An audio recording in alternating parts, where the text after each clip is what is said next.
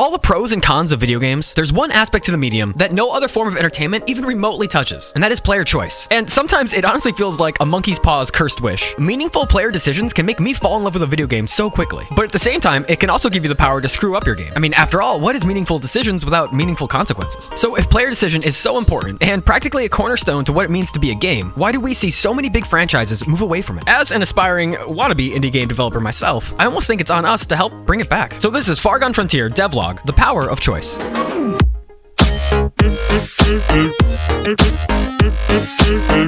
This video is brought to you by my Patreon. I want to thank you guys so much for subscribing. It's only $5 a month and it really helps support the channel. I also throw in all the art and all the coding files from all the game jams I've done. Although, fair warning, I'm not the best coder. If you're a Patreon sub, you also get like this little badge thing on my Discord, so you know that's fun. And if you want me to add more dumb guns to my game, like this fish gun, I'll definitely take those suggestions with, more consideration. No promises though, okay? Because you guys are fucking unhinged, alright? Chill. With that all said, let's get into the video. Okay, I think it's important to establish what I mean by player choice. The default for most people's minds is player decision for narrative story, but I'm actually not talking about any of that here. I generally think that AAA games do a pretty good job. If anything, I'm usually pretty impressed by how much they can do, given the insane production level of the storytelling. Instead, what I'm more focused on, and honestly a little more interested in, is player decision affecting gameplay. And you might be thinking, what game has player decision that doesn't affect gameplay? Every input we give the player is technically a decision they get to make, but these are really two separate categories of decisions. Tactics, the moment-to-moment decisions, choosing whether or not to heal, to fire, to fight, to run, they often don't really even feel like choices, instead just reactions. But the other category, which we can call strategy, I think it's where a lot of indie games can shine. Sometimes for AAA games, it feels like they want to keep me on the rails, make sure I'm having a good time, even if that means limiting my player choice pretty heavily. For example, in a AAA game, you might see a skill tree and realize that you can get every single skill on that tree. But at that point, the player choice feels like it's reduced down so heavily, it might not even matter. And I don't know if that's a good thing. We shy away from things that make the player actively feel bad, but if the player is really going to be making good decisions, then don't there have to be bad ones? There's definitely some truth here, even if it can be a fine line to walk, but in the beginning, when I worked on Far Gone Frontier, I think I leaned into this a little too hard. The game is a top-down roguelike, heavily inspired by Binding of Isaac's Greed mode. The core gameplay loop is fighting off waves of enemies, I know, pretty common. But a problem I ran into early on was giving the player way too many choices and not making it clear what these choices actually meant. Most notably, I gave the player the choice to end rounds, with the rounds being waves of enemies. And that was not so good, because players are stupid, they're scared, they're like little animals. I found I made the player feel good about making bad decisions and bad about making good decisions. I literally felt like in our Tindy video, I was how to failing my own game. But even beyond the mismatched reward loop, a very common problem with this type of design decision is that it actively hurts the bad players, while also giving an advantage to good players who don't really need it. It feels counterintuitive, but if you always reward your good players with more resources, you end up increasing that player divide, making some feel that the game is too easy while others think it's impossible. What I end up doing is removing the ability for the player to end rounds. And while it did solve the problem, now I'm left finding meaningful player choice elsewhere, which means breaking the rules on some of the things I never thought I wanted to add. The first one being an inventory system. For all the unnecessary credit that you guys give me for making those little game jams, I'm not that great at coding, and inventories are kind of scary. Also, I do enjoy the simplicity of you pick up an item and now you just have it, there's nothing to worry about. I know I get that directly from Binding of Isaac, so maybe it's finally time to leave that comfort zone. Leading up to this, I wanted to make sure I redid my whole HUD system so everything could be unified. A YouTuber I look up to for all of his HUD work is Thundercore Dev, so I used him for inspiration. I went through a couple iterations, but I'm pretty happy with where it's at now. So from here, I move on to this inventory system, and I'm sort of saying that with air quotes, because my main goal is just to let the player discard weapon mods. I always enjoyed the simplicity that Binding of Isaac had when it came to picking up items, and so when it came to my game, I was definitely borrowing heavily from that. There's no pressing a button to buy something, you just see something, you walk over it, and now you have it. And I always wanted to keep the game somewhat simple, so you only hold one weapon. Anytime you pick up a weapon mod, it goes right on that weapon, and if you happen to find a new weapon, all your old mods switch over to the new one. I really enjoyed that simplicity, so I don't want to lose too much of that. A great feeling that this had is it always encouraged you to try a new gun. But one of the downsides from a design perspective was that weapon mods were just insane. Because there was no limit on how many you could hold, it just got way out of control. Also, as a result, it became the best thing to spend your currency on. So it became pretty clear to me, we need to limit how many mods you can hold. And by doing this, we create a secondary resource to the player that's automatically intuitive,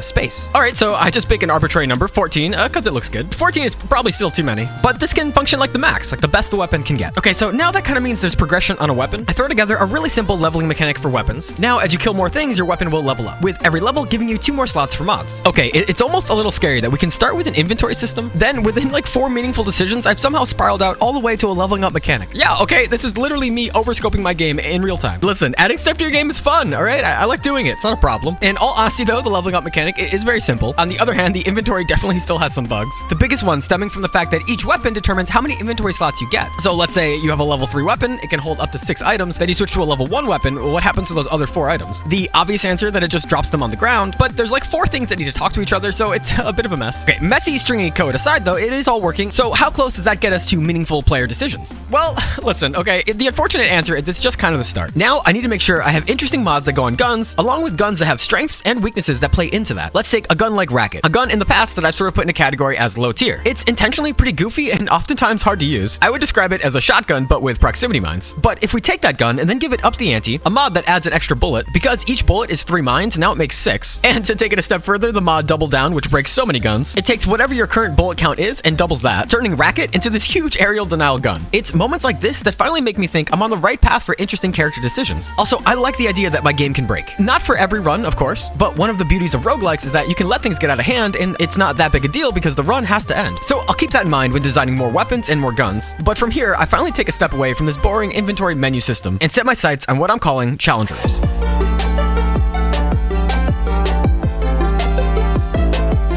Working on games while learning to code can be super tricky. Luckily, there's help out there, like the sponsor of today's video, Brilliant.org. Brilliant has tons of courses ranging from complex AI to more entry-level lessons on math and science, the whole time being incredibly interactive and really fun. I always say, one of the biggest frustrations when you're trying to learn something new is that if you're not actively participating, it might just bounce right off. But I think the interactive nature of Brilliant helps tremendously. A course that immediately stood out to me was Thinking in Code. As someone who didn't really know basics and just wanted to make games, I didn't know all the stuff I was missing. Brilliant really lays out everything step by step, doing a great job fleshing out the understanding of what it means to learn code. And it helps set a great foundation for not just game dev, but coding in general. There is so much here that I wish I saw earlier in my journey learning game dev. And the whole time, I'm not worried that I'm learning everything incorrectly, which unfortunately can be the case if you're just watching random videos online. Brilliant has a 30-day free trial when you visit brilliant.org/MZ, where they also offer 20% off the annual plan. And I just want to thank Brilliant so much for supporting the channel. Once again, that's brilliant.org/MZ. All right, let's get back to the video. So as much as I love players having choices for what weapons they use in a run, in the back of my head, I'm thinking it's not really enough. When the game switched from players deciding how many waves of enemies to fight to the more locked-in version now where there's just a set number, the ability for the player to choose more risk for more reward became lost. And I really like risk reward. I don't mind that the hardest enemy in roguelikes can just be me for making bad decisions. And even beyond that, I really want to flesh out the content that the character experiences on each level. For some reason, to me, it's just boring if we're in one room fighting enemies, then go to a boss room, rinse and repeat. If each level is going to feel like its own distinct place, I want something more to do that isn't just the main room and a boss room. What I've settled on is the challenge room. The plan is to put this in every level as a risk reward option for the player. Let's say, your run's going too well and you want to risk like half your health for some reward, you don't know what it is. Well, let me tell you, okay, the challenge room is that room. It's put together in such a way that we can reuse it each floor. And importantly, to keep on the same theme as the inventory, I want everything to be very visual. To start with, the entrance to the challenge room is this giant light that's just billowing through the doorway. That's hopefully both inviting and maybe a little ominous to the player. And inside, everything is mapped out visually. It's this gladiator-esque room with these cages of enemies. In the center, a chest that's also being roped off. And in the top of the room is this machine. There are different variations I can do, but for now, the one I like the best is to let the player temporarily donate their weapon with all the mods. And now, when they go back to that chest in the center of the room, it's no longer blocked. But if they get whatever's inside, it activates a pressure plate, locking the challenge room and then releasing the enemies that were in those cages. Oh yeah, and I drew this guy. He like runs the challenge room. I immediately hated him. He looks like he runs some kind of weird nightclub. So then I redrew him with 2 heads. So I think that's good. But yeah, he probably needs another pass. But you know what? I'm focused on the gameplay. I don't even like art. Who cares what it looks like? I'm not sad about it. The more important thing is, is it fun? And I want to get into it. There's a couple interesting things happening. One is the visual element. The player gets to know a lot of stuff, but not everything. I wanted to show the player the fight that lies ahead of them, but not necessarily the tool that they're going to have to do that fight, which to me feels like a pretty fun, interesting dynamic. I could also play with this a little bit. We could hide what's in the cages and instead show what's in the chest, but I find if we hide the reward, people are way more interested in taking on the challenge. The other interesting thing that I like is that because the nature of the deposit box, I have the opportunity of stripping down the player of all their mods, making the fight really even, which I think helps balance out discrepancies between runs. For runs where you're really powerful, I don't want you automatically winning every challenge room. And reversely, if you have a run where you're not doing that great, I love the idea that the challenge room balances out that playing field. Overall, it's really something I'm excited about. It's currently existing alongside secret rooms and the item room, neither of which are as fleshed out as this, so I am fighting the urge to go back. It's so tempting when you're working these projects to constantly revisit the stuff that isn't up to par, but more importantly, I think working towards that full gameplay loop is where I'm at. Part of me feels if I could just map out this first floor and put together those core basic elements that make the game, then going forward, I can use this as a roadmap for every other level. And I know there's more to do to lay this foundation, so as tired as I get working on the same level over and over again, I'm hoping it's like a slingshot that I keep pulling further back, and then eventually when I let go, I can make a huge amount of progress for the real game. Or at least that's the hope. hope. I would be lying if I didn't say I get nervous. It really can feel overwhelming thinking of all the things I still have to do. But for now, I think the main goal is just get the game to a place where you guys can actually try it. So hopefully that won't be too much longer. But in the meantime, if you want more content of me rambling and having no idea what I'm talking about, I'm currently doing a podcast called Overscoped. It's me and 3 other YouTube game developers sharing our experiences and overall just being a little stupid. I'll have a link to that in the description. So yeah, definitely check it out. Thank you guys for watching so much. Thanks again to the Patreon supporters. And until next time, guys, I'll see you later.